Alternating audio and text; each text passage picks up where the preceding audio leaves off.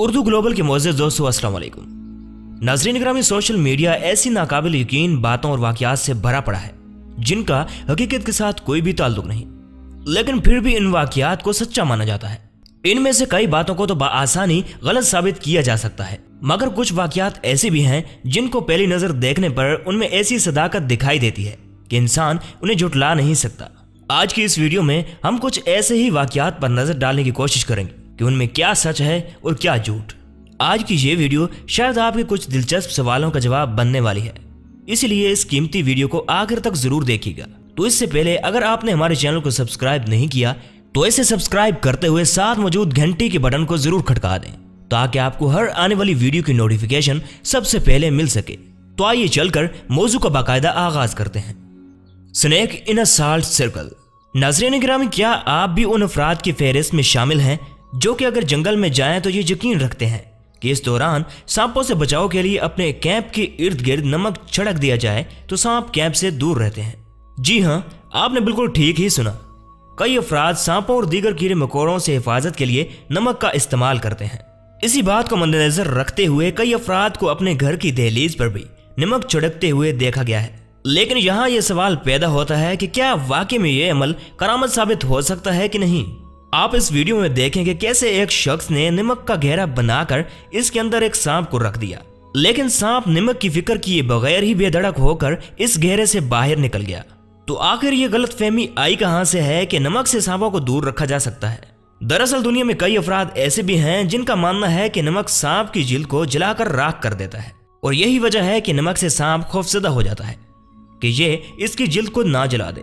लेकिन हम आपको बता दें कि ऐसा कुछ भी नहीं, ये महज एक गलत फहमी है, क्योंकि सांप की जिल्द बहुत ज्यादा सख्त होती है जिसकी बदौलत उसे नमक का एहसास तक भी नहीं होता। मगर दूसरे कीड़े मकोड़े जैसा कि सुंडियों और जूक वगैरह के लिए नमक जानलेवा साबित हो सकता है, क्योंकि ऐसे कीड़ों की जिल्द इंतहाई नरम होती है। The next is stone in lawn mower. मुअज़्ज़िज़ दोस्तों, लॉन मोवर जिसे हम घास काटने वाले कटर के तौर पर भी जानते हैं, इसके नीचे वाले हिस्से में 3 बहुत तेज ब्लेड्स लगे होते हैं जिनकी रफ्तार भी इनकी धार की तरह ही तेज होती है, और इस दौरान अगर कोई पत्थर उनसे टकराकर वापस पलटे तो यकीनन आप दोस्त इस पत्थर की तेजी का अंदाजा भी नहीं लगा सकते। लॉन मोवर के ब्लेड से टकराकर निकलने वाले पत्थर की रफ्तार के बारे में कहा जाता है कि यह पिस्टल से निकली गोली से भी ज्यादा तेज हो सकता है। इसलिए इसके बारे में मजीद जानने के लिए एक तजर्बा किया गया जिसे आप इस वीडियो में देख सकते हैं कि सबसे पहले इस पेंडुलम नुमा मशीन पर बंदूक की गोली चलाई गई तो ये गोली इस पेंडुलम को 10 डिग्री तक ही हरकत देती है, लेकिन वहीं दूसरी तरफ जब लॉन मोवर से निकले पत्थर को गोली की जगह इस पर ज़रब लगाई गई तो देखने वालों के होश गुम हो गए। और शायद आपको भी ये जानकर हैरानी होगी कि इस बार ये पेंडुलम 60 डिग्री तक ऊपर चला गया, यानी बंदूक से निकली गोली से भी 6 गुना ज्यादा तेज, जो कि वाकई में कमाल बात है। इसलिए आप सभी लॉन मोवर से घास काटते हुए इस बात का खास ख्याल रखें कि इस दौरान इसमें कोई भी पत्थर ना आ जाए, वरना इससे आपको बहुत ज्यादा नुकसान देखने को मिल सकता है। Plane landing. नाज़रीन गिरामी, जब हम जहाज में बैठ जाते हैं तो हमारी जिंदगी और मौत के दरमियान पायलट की महारत खड़ी होती है। हमारी जिंदगी पायलट के हाथों में होती है। अगर पायलट अपने काम में महारत रखता है तो वो बगैर किसी नुकसान के हमें अपनी मंजिल तक पहुंचा देगा, वरना अगर कोई अनाड़ी पायलट हो तो इसकी वजह से हमारी जान भी जा सकती है। जहाज को आसमान की बुलंदियों से ले जाकर वापस जमीन तक लैंडिंग तक हम मुकम्मल तौर पर पायलट पर ही निसार करते हैं, लेकिन क्या कोई आम इंसान जहाज उड़ाने की काबिलियत रखता है? इस सवाल का जवाब जानने के लिए एक तजुर्बा किया गया। इस तजुर्बे के लिए उन अफराद का इंतखाब किया गया जिनको जहाज के मुतालिक दूर दूर तक कोई भी मालूमात नहीं थी, और उन्हें स्काई हॉक 172 नामी एयरक्राफ्ट लैंड करने को कहा गया। इनमें से एक शख्स ने तो जहाज को कामयाबी के साथ लैंड करवाया, बाकी अफराद ने या तो जहाज को क्रैश कर दिया या फिर अपने मुकर्रर करदा मकाम तक ही नहीं पहुंच सके। यहाँ शायद आपके जहन में एक सवाल आ रहा होगा कि जो अफराद जहाज को लैंड नहीं करवा सके तो क्या उनकी मौत वाक़या हो गई? तो हम आपको बता दें कि ऐसा बिल्कुल भी नहीं है। इन्हें किसी असली जहाज में नहीं बल्कि एक मखसूस किस्म के कंप्यूटर प्रोग्राम में बिठाया गया था। यह इन अफराद के लिए तो महज एक गेम खेलने जैसा ही था, मगर साइंसदानों के लिए एक तजुर्बा। इसमें हर अफराद के साथ एक काबिल पायलट भी बिठाया गया जो कि इस दौरान उसे जहाज लैंड करवाने के लिए हर तरह की हिदायत देता रहा, मगर सिवाय एक के कोई भी जहाज लैंड ना करवा सका। साइंसदानों के लिए एक इंसान का कामयाब होना भी बहुत था, जिसके नतीजे में इन्हें यह मालूम हो गया कि कोई अनजान इंसान भी जहाज को बहिफाजत लैंड करवा सकता है।